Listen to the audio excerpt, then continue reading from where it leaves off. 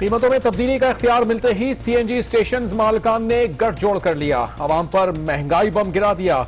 कराची समेत सिंध में कीमत ₹3.5 फी किलो तक बढ़ा दी गई। इतलाक फौरी होगा। मौजूदा कीमत पर गैस की फरोख्त मुमकिन नहीं, मालिकान की निराली। अब हम पे इतना बार पड़ गया कि LNG सदरन गैस में शामिल करके ₹1.5 का फर्क हमारा पड़ गया और ₹1.5 हमारी महंगी हो गई। तो फिर हमने मजबूर हो गए कि हम इसकी कीमत बढ़ाएं। अब भी पंजाब, पख्तूनख्वा, बलूचिस्तान से अब भी कम है। आवाम जाएं तो जाएं कहां? सीएनजी कीमत में इजाफे पर सारिफीन को शदीद गम और गुस्सा, हुकूमत पर कड़ी तनकीद। जनाब पेट्रोल पे कन्वर्ट हो जाएंगे, फिर सीएनजी अगर महंगी हो गई है तो महंगी हो जाएगी तो फिर हम लोग बंद करेंगे और क्या, बस यही करेंगे। फिर पेट्रोल सस्ता है उसी पे चलाएंगे, पेट्रोल से चलाएंगे। रिक्शा, टैक्सी और दीगर ट्रांसपोर्टर्स ने भी किरायों में इजाफे का इंदिया दे दिया। जो गेज बढ़ गए ना उस हिसाब से किराए बढ़ाएंगे, वरना इसमें तो आ रहा है नहीं। सीएनजी चलाएंगे और क्या कर सकते हैं। सवारी वैसे किराया उतना ही देती है जितना दे सकती है। भाई पेट्रोल में तो हम लोग को आ रहा नहीं है। पेट्रोल सीएनजी पे भी थोड़ा बहुत इधर हम किराया बढ़ा देंगे। फिर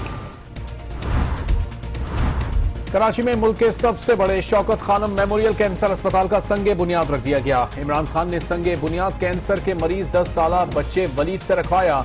मुल्क में नाइंसाफी का निजाम राइज है, जिसकी वजह से हमें दुनिया में जिल्लत का सामना करना पड़ता है। इमरान खान का खिताब।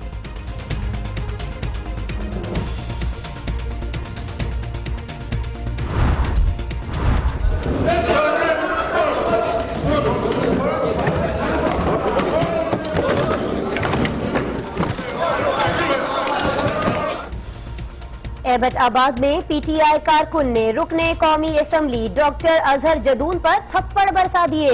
एमएनए के मुहाफिजों और पुलिस ने नौजवान को काबू करके दिल खोल कर पीटा।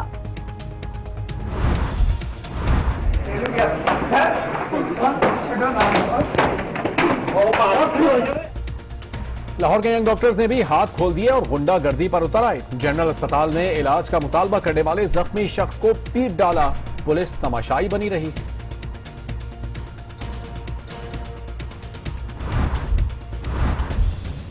कौमी विमेन टीम के कोच बासित अली खुद पर की गई तनकीद पर आग बबूला हो गए।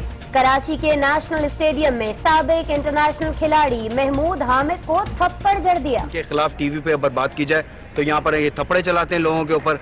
स्लैप में आउट और अतीक उज़्ज़मा उसका गवाह है।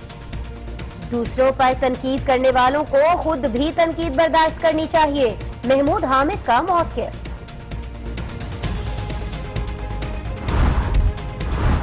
बासित अली और महमूद हामिद में लड़ाई पर चेयरमैन पीसीबी शहरियार खान का इजहार अफसोस। तहकीकात का हुक्म दे दिया। कहा क्रिकेट बोर्ड में जिस्मानी तशद्दुद की गुंजाइश नहीं।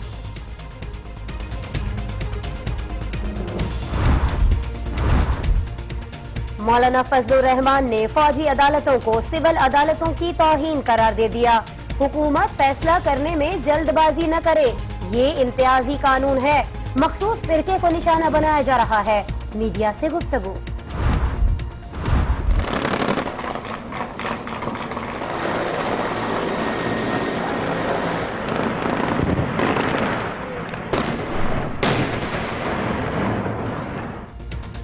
जंगों की तरजीहात बदल चुकी हैं। अब बराह रास्त तसादुम शामिल नहीं। पाकिस्तान ने कामयाबी से दहशतगर्दों को शिकस्त दी।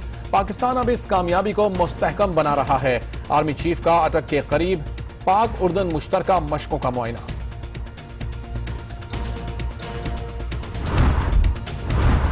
सिंध हाई कोर्ट ने सानिहा सफूरा के मुबैना सहूलतकारों को जमानत पर रिहा करने का हुक्म दे दिया।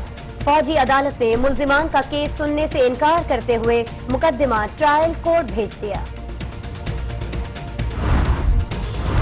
जमहूरियत में मुस्बत तनकीद को बर्दाश्त किया जाता है। मिसाखे जमहूरियत पर आज भी कायम है। कोई ना माने तो क्या कह सकते हैं।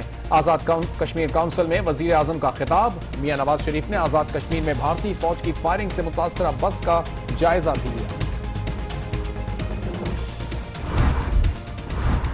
बहरीन में शाही खानदान के फर्द ने खातून स्पोर्ट रिपोर्टर को गोली मारकर हलाक कर दिया। वाकया 23 दिसंबर को पेश आया था। कत्ल की वजह मालूम नहीं हो सकी। बरतानवी मीडिया।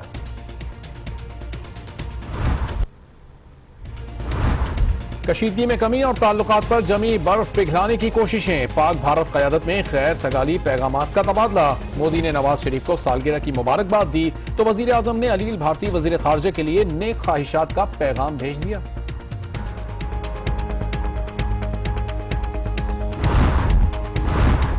बीजिंग में पाक चीन ज्वाइंट कोऑर्डिनेशन कमेटी का इजलास। मुतादिद अहम मंसूबों की मंजूरी दे दी गई। पेशावर और कराची रेलवे ट्रैक की अपग्रेडेशन तेज करने पर भी इत्तेफाक। जेलों में पाकिस्तानी निजात। जर्मन डॉक्टर उस्मा के कत्ल केस में 13 साला बेटे ने पुलिस को बयान रिकॉर्ड करा दिया। बच्चे को वरसा के हवाले कर दिया गया।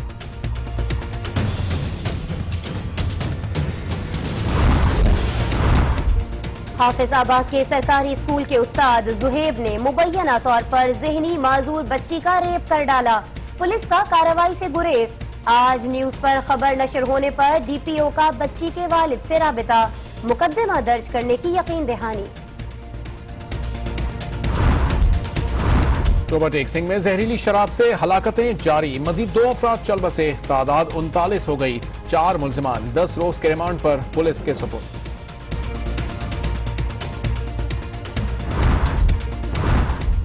कराची के इलाके पाक कॉलोनी में मनशियात फरोशों के खिलाफ पुलिस का ऑपरेशन।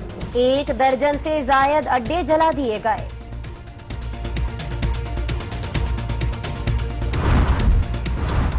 पंजाब में मुज़र दूध फरोख्त करने वालों के खिलाफ क्रैकडाउन। गुजरावाला में दूध में केमिकल मिलाने पर स्वीडिश डेयरी का प्रोडक्शन यूनिट सील कर दिया गया।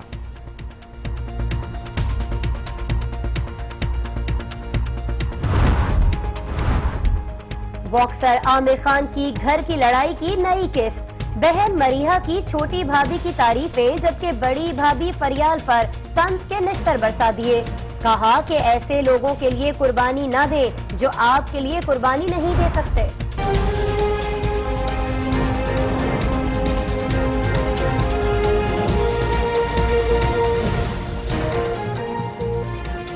अस्सलामुअलैकुम नाज़रीन, आज 9 बजे के साथ मैं हूं आसमा इकबाल और मैं हूं अरबाब जहांगीर। हेडलाइंस आपने जानी। बुलेटिन में आगाज करेंगे अहम खबर के साथ। कीमत डीरेगुलेट होते ही सीएनजी स्टेशन मालिकान ने कार्टेल बना लिया है। कराची समेत सिंध में कीमत 3.5 रुपए फी किलो तक बढ़ा दी गई है। जबकि सारिफीन कहते हैं कि महंगी गैस नहीं खरीद सकते। उधर रिक्शा टैक्सी वालों ने भी किराए बढ़ाने के लिए कमर कस ली है। सूरत हाल है क्या, कराची से रिपोर्ट करेंगे सफदर अब्बास।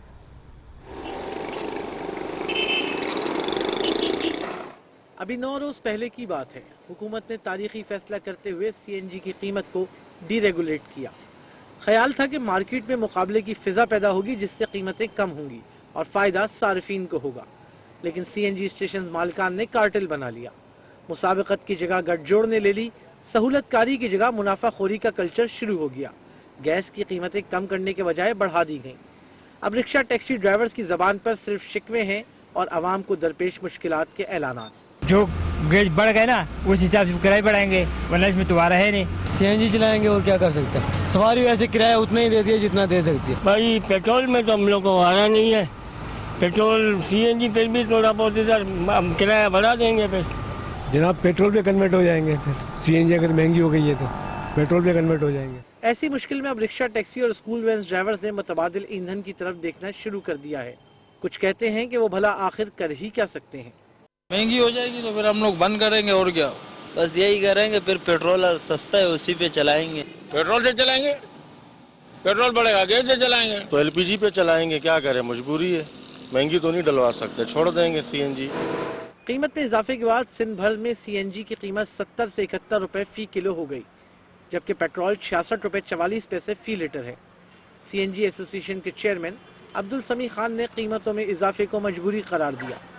मगर अब हम पे इतना बार पड़ गया कि एलएनजी सदरन गैस में शामिल करके 1.5 रुपए का फर्क हमारा पड़ गया और 1.5 रुपए हमारी महंगी हो गई। तो फिर हमने मजबूर हो गए कि हम इसकी कीमत बढ़ाएं। अब भी पंजाब, पख्तूनख्वा, बलूचिस्तान से अब भी कम है। कीमतें डीरेगुलेट करने का पहला नुकसान तो सामने आ गया है। चेयरमैन सीएनजी कहते हैं कि अखराजात कम होने पर कीमतें कम भी की जा सकती हैं। देखना यह है कि वो दिन कब आता है, आएगा भी या कीमतें मजीद बढ़ेंगी। सफदर अब्बास, आज न्यूज़, कराची।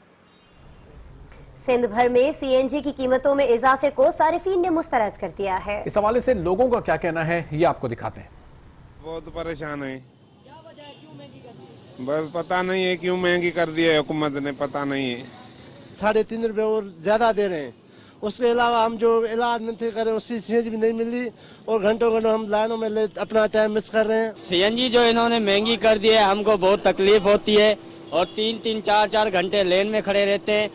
ये सीएनजी वाले 2 रुपए इनके ऊपर होते हैं, हमारे 5 रुपए ले लेते हैं। तो मिलती है 2-2 घंटे लेन में करना पड़ता है, फिर उसके बाद महंगा है। अभी क्या करे, गरीब आदमी कहाँ जाए। हमें तो नुकसान है ना, इन्होंने पैसे बढ़ाए हैं, हमारा वही किराया है, नहीं किराया बढ़ेगा, नहीं कुछ बढ़ेगा। तो अपनी मनमानी करेंगे, गवर्नमेंट को चाहिए ओगरा अपने कंट्रोल में इनको करे ताकि लोगों को परेशानी नहीं हो। ये आज 2 रुपए बढ़ाएं, कल ये 10 रुपए बढ़ाएंगे। अगर ये बढ़ते रहेंगे पैसे तो इस तरह तो हमारे घर का चूल्हा कैसे जलेगा। तो वैसे ही गैस नहीं आती, घर पे भी गैस नहीं आती है, चूल्हे ठंडे होते हैं। हुकूमत ने और चूल्हे ठंडे कर दिए हमारे। आवाम पिसती रहती है और पिसती रहेगी हुकूमत। सिंध में सीएनजी की कीमतों में इजाफे के बाद कराची के पंप्स पर इस वक्त क्या सूरत हाल है, जानेंगे आज न्यूज़ के नुमाइंदे वसीम हैदर से। वसीम, बताइएगा, जब कीमत बढ़ा दी गई है तो अब आवाम को किस कीमत पर गैस फराम की जा रही है और आवाम क्या कहते हैं? जी हाँ, बिल्कुल। देखिए, जब से ओगरा ने सीएनजी की कीमतों का तयन जो है वो डिस्ट्रीब्यूटर्स और सीएनजी पंप्स मालिकान के हवाले किया है, उस वक्त से के बाद जो है फौरी तौर पर जो है वो सीएनजी की कीमतों में 3 से 3.5 रुपए फी केजी का जो है वो इजाफा कर दिया गया है। इस वक्त आप मेरे अकब में देख सकते हैं कि यहाँ पर सीएनजी भरवाने वालों की कतारें यहाँ पर लगी हुई हैं और मुख्तलिफ जो प्राइवेट जो गाड़ियाँ हैं वो और जो कमर्शियल गाड़ियाँ हैं वो यहाँ पर सीएनजी पे जो है वो सीएनजी भरवा रही है। यहाँ पर हमारे लोगों से बात हुई तो उनका ये कहना था कि ये जो है आवाम के साथ ज्यादती है और इस वक्त में जब हुकूमत के अच्छे इकदाम सामने आ रहे हैं और तो सीएनजी की कीमतें बढ़ना जो है वो इंतहाई अफसोसनाक अमल है और इससे जो है ना सिर्फ उन लोगों को शदीद मुश्किलात का सामना, कमर्शियल गाड़ियाँ यूज़ करते हैं और जो है रक्षा टैक्सी यूज़ करते हैं और अपने ऑफिस को जाते हैं। लाजमी सी बात है कि जब सीएनजी की कीमत बढ़ी है तो वो लोग भी जो है अपनी कीमतें बढ़ाएंगे। रास्ते का तयन और फी किलोमीटर के हिसाब से शहर है कराची में कोई नहीं लेता है, सिर्फ मुंह मांगी कीमत जो है वो तलब की जाती है। जी वसीम हैदर, बहुत शुक्रिया, आपसे मजीद भी जानते रहेंगे। कराची ही से खबर है, जहां शौकत खानम अस्पताल का संगे बुनियाद रख दिया गया है, जो पाकिस्तान में कैंसर का सबसे बड़ा अस्पताल होगा। चेयरमैन तहरीक इंसाफ ने इस मौके पर कहा कि इस्लामी रियासत के बुनियादी उसूलों की नफी बुरे हालात की वजह है। मुल्क में नाइंसाफी का निज़ाम राइज है और इसी वजह से हमें दुनिया में जिल्लत का सामना करना पड़ रहा है। उन्होंने मजीद क्या कहा, जीशान अहमद बताएंगे। इमरान खान की सियासत पर भले ही पाकिस्तान को सियासी तौर पर तकसीम करने का इल्जाम हो, लेकिन उनकी फलाही सरगर्मियों पर कोई दो राय नहीं है। कराची में इमरान खान ने कैंसर में मुब्तला 10 साला बच्चे वलीद के हमरा शौकत खानम मेमोरियल कैंसर अस्पताल का संगे बुनियाद रखा।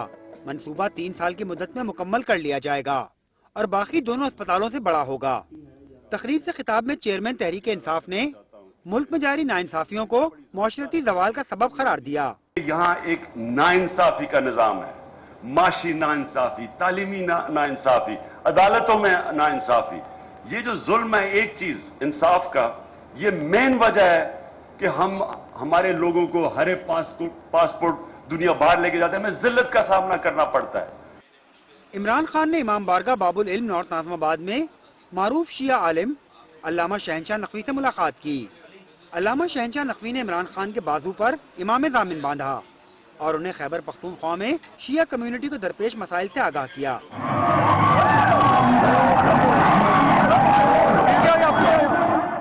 इमरान खान ने पटेल पाड़ा के इलाके में पीटीआई के मकतूल कारकुन फजल हसन जई के घर जाकर अहले खाना से ताज़ियत की।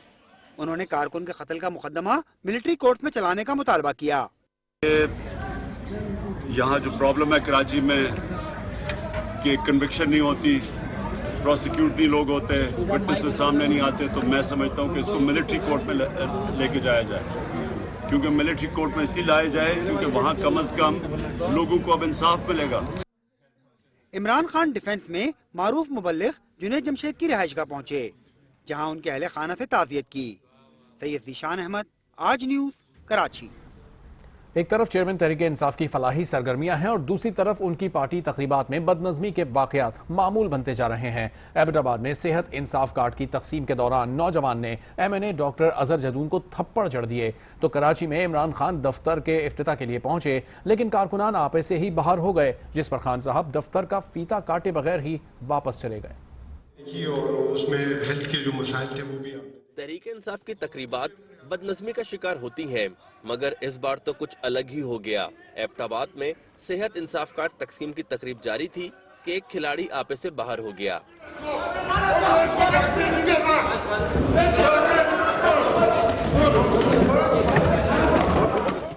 मुश्तिल नौजवान स्टेज पर पहुंच गया और उसका निशाना कोई और नहीं, तकरीब के मेहमान खसूसी थे।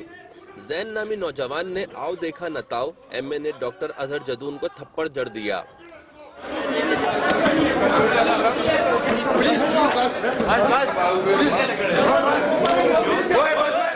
बस फिर क्या था, डॉक्टर असद जदून के मुहाफिजों और पुलिस ने नौजवान को काबू कर लिया। पुलिस ने जैनुल इस्लाम को हिरासत में लिया, जबकि इसके खिलाफ थाना कैंट में मुकदमा भी दर्ज कर लिया गया है।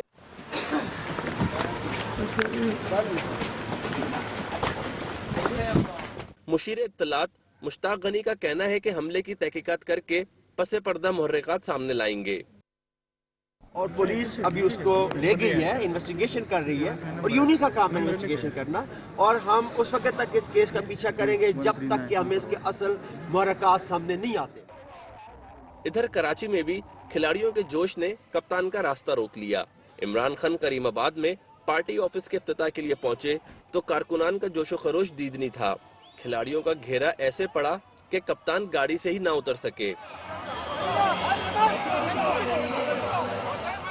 सूरत हाल कंट्रोल ना हुई तो इमरान खान ने वापसी का फैसला किया और यूं बिना दफ्तर का इफ्तिताह किए ही उनकी वापसी हुई। और नाज़रीन, सिर्फ सियासी कारकुनान ही नहीं, आज डॉक्टर्स ने भी खूब थप्पड़ चलाए। लाहौर के जनरल अस्पताल में यंग डॉक्टर्स ने जख्मी शहरी को तशद्दुद का निशाना बना डाला। इमरजेंसी डिपार्टमेंट में थप्पड़ों और घूंसों की बरसात के दौरान पुलिस एहलकार तमाशा देखते रहे। यह है लाहौर का जनरल अस्पताल और एक शख्स पर थप्पड़ों की बारिश करते ये सफेद कपड़े वाले हैं मसीहा।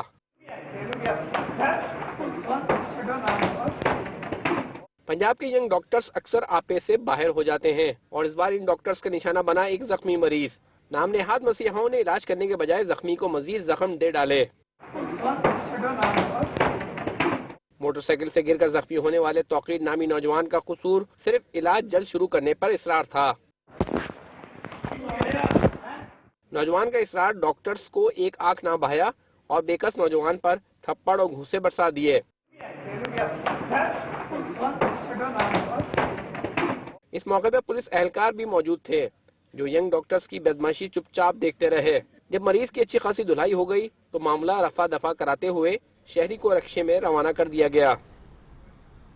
और थप्पड़ की गूंज गेम ऑफ जेंटलमैन में भी सुनाई दी। साबिक क्रिकेटर और विमेन टीम के कोच बासित अली ने साबिक खिलाड़ी महमूद हामिद को थप्पड़ मार दिया। महमूद हामिद ने बासित अली और विमेन टीम पर एक प्रोग्राम में तनकीद की थी। चेयरमैन PCB ने वाकये पर अफसोस का इजहार करते हुए तहकीकात का हुक्म दे दिया। नेशनल स्टेडियम कराची में सुई नॉर्दर्न गैस और सुई सदर्न गैस के दरमियान मैच जारी था कि अचानक बासित अली के मुबैना थप्पड़ की गूंज सुनाई दी। बासित अली एक टीवी प्रोग्राम में तनकीद करने पर साबिक क्रिकेटर महमूद हामिद से लड़ पड़े। SNGPL के बासित अली साहब के खिलाफ कोई टीवी पे ना बोले, वो जिसके खिलाफ चाहे बोलें। वो पाकिस्तान टीम के मिसबाहुल हक को क्रिटिसाइज़ करें कि भाई वो जो है वो अपने पसंद के लड़के करें। ये अपनी पसंद के लिए इनके खिलाफ टीवी पे अगर बात की जाए तो यहाँ पर ये थप्पड़े चलाते हैं लोगों के ऊपर।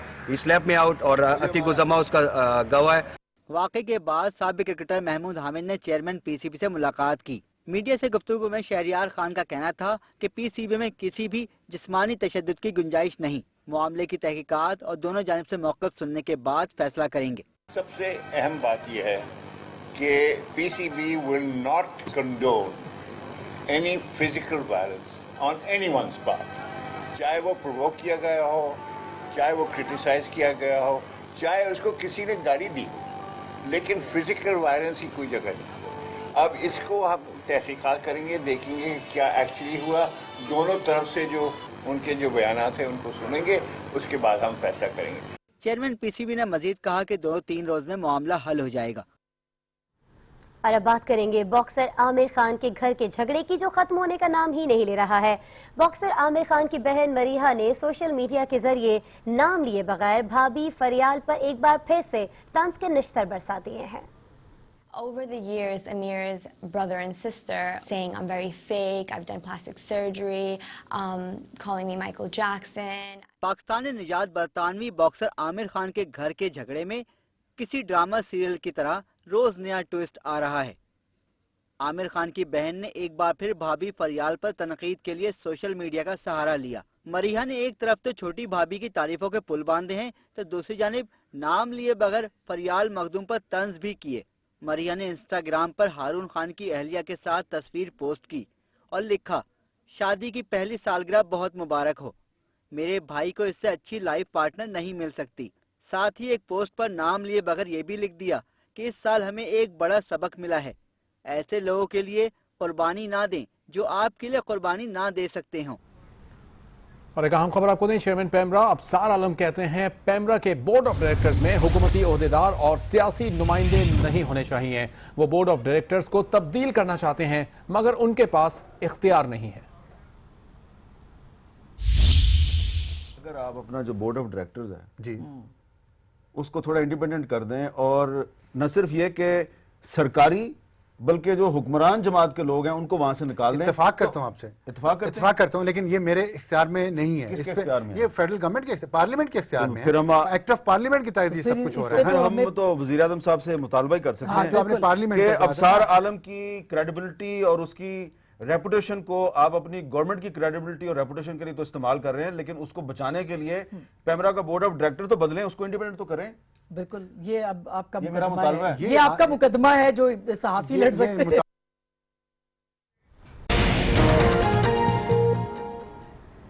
Welcome back. मजीद खबरें शामिल करते हैं और बात करते हैं वजीर आजम नवाज शरीफ की, जो कहते हैं कि हम आज भी चार्टर ऑफ डेमोक्रेसी पर कायम हैं। कोई मिसाक़े जमहूरियत को ना माने तो क्या कह सकते हैं, हमारे पास मैं ना मानूं कहने वालों का कोई इलाज नहीं है।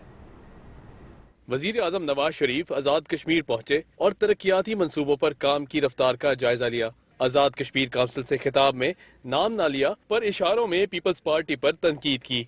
उनका कहना था कि हम चार्टर ऑफ डेमोक्रेसी पर कायम हैं, अलबत्ता मैं ना मानूं का मेरे पास कोई इलाज नहीं।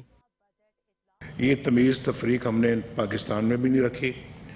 ये अलग बात है कि कोई अलहदा 1.5 ईंट की मस्जिद बना के बैठ जाए और वो कहे मैं ना मानूं, हर बात पे मैं ना मानूं, तो उसका तो हमारे पास या किसी के पास कोई इलाज नहीं है। उन्होंने सीपैक मंसूबे को मुल्क की तरक्की के लिए संगे मील करार दिया। चाइना पाकिस्तान इकोनॉमिक कॉरिडोर जो है वो एक मैं समझता हूँ कि आप भी जानते हैं कि एक मिसाली तरक्की का एक मंसूबा है पाकिस्तान के लिए। वजीर आजम ने कहा कि आजाद कश्मीर में बिजली मंसूबों के मौके मौजूद हैं। बहुत जल्द मुल्क के दीगर हिस्सों की तरह आजाद कश्मीर में भी हाईवेज और मोटरवेज का जाल बिछाएंगे। अब जिक्र करेंगे army chief general Qamar Javed Bajwa का, जिनका कहना है कि जंगों की तरजीहात अब बदल चुकी हैं, इनमें बराह रास्त तसादुम शामिल नहीं रहा। दहशतगर्दी को शिकस्त देने वाला पाकिस्तान अब इस कामयाबी को मुस्तहकम बना रहा है। ISPR के मुताबिक आर्मी चीफ ने अटक के करीब फौजी मशकों के इलाके बहादुर रेंज का दौरा किया। उन्होंने वहां 2 हफ्तों से जारी पाक उर्दन मुश्तरका मशकों फजर अल शर्कल अव्वल का मुआयना किया और इख्तितामी तकरीब में शिरकत की। आर्मी चीफ ने मशकों में शरीक फौजियों से मुलाकात करके मशकों के कामयाब इनेकाद और दोनों फोर्सेस के आला पेशावराना मयार को सराहा। उन्होंने कहा कि मुश्तरका मशकों और तजुर्बात के तबादले से पेशावराना महारतों और इंसदाद दहशतगर्दी ऑपरेशन को मरबूत बनाया जा सकेगा। जनरल कमर जावेद बाजवा ने कहा कि आज जंगी माहौल तब्दील हो चुका, इसमें बराह रास्त तसादुम तरजीह नहीं रहा। पाक फौज हर तरह और हर किस्म के खतरात से निपटने के लिए मुकम्मल तैयार है। दहशतगर्दी के खिलाफ जंग में उसकी कामयाबियां बेहतरीन मिसाल हैं। दहशतगर्दी को कामयाबी से शिकस्त दी और अब इस पेशरफ्त को मुस्तहकम और देरपा बनाया जा रहा है। आर्मी चीफ ने उर्दन के फौजी दस्ते की खुसूसी मशकों में शिरकत पर शुक्रिया अदा किया और उम्मीद जाहिर की कि दोनों मुमालिक के माबैन फौजी ताउन जारी रहेगा। फैसल रजा खान, आज न्यूज, रावलपिंडी। सरबराह जमीयत उलमा इस्लाम फे मौलाना फजलुर रहमान ने फौजी अदालतों के क़याम को सिविल अदालतों की तौहीन करार दे दिया है। मौलाना ने हुकूमत को मशवरा दिया है कि कोई भी फैसला करने में जल्दबाजी ना करें। इसके कि हम फौजी अदालतें कायम करें। अगर सिविल जजों की जिंदगी को खतरा है या कोई थ्रेट है तो उसी हवाले से हमें सोचना चाहिए क्यों कर हम उनको फौज की सिक्योरिटी मुहैया न करें। नाज़रीन, 2 साल का भी बनने वाले नेशनल एक्शन प्लान पर अमल दरामद की कोशिशें साल 2016 में भी जारी रहीं। साथ ही साथ अमल दरामद में रह जाने वाली खामियों को नाक़िदीन की तरफ से उछालने का सिलसिला भी जारी रहा। क्या कुछ होता रहा, इस्लामाबाद से नासिर काज़मी बताएंगे।